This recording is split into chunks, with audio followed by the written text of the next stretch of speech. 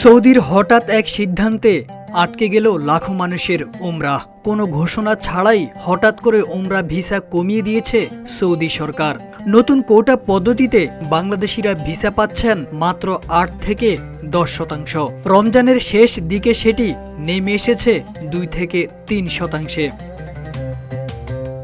হঠাৎ এই সিদ্ধান্তে আগাম প্লেনের টিকিট কেটে এবং সৌদিতে বাড়ি ও হোটেল বুকিং করেও উমরা পালনে যেতে পারছেন না ৩৫ থেকে ৪০ হাজার বাংলাদেশি।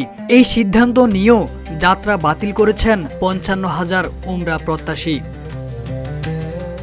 এমন পরিস্থিতিতে সরকারের সরাসরি হস্তক্ষেপ চেয়েছেন ভুক্তভোগী উমরা যাত্রী ও হজ এজেন্সি অ্যাসোসিয়েশন বাংলাদেশের নেতারা।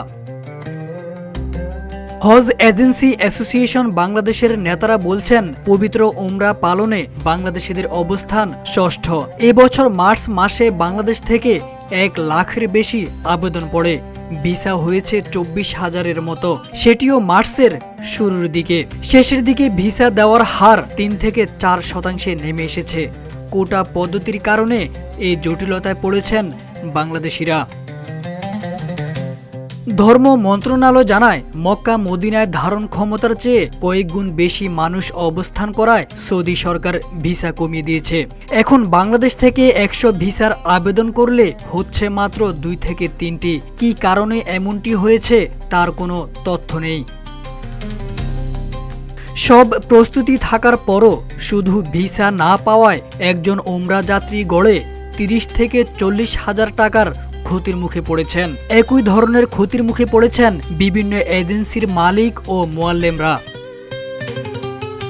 অন্যদিকে হাব নেতারা আরও জানান, হঠাৎ সৌদি সরকারের এমন সিদ্ধান্তে আটকে গেছে ৫৫ হাজারের বেশি মানুষের উমরা পালন। অগ্রিম টিকিট করে আটকে গেছেন ৩৫ হাজারের মতো উমরা যাত্রী। তারা এখন টিকিটের টাকা ফেরত চেয়ে এজেন্সিতে ভিড় করছেন। এখন এসব টাকা ফেরত পাওয়া নিয়েও শঙ্কা তৈরি হয়েছে। তারেক আজিজ খান, রূপালী বাংলাদেশ।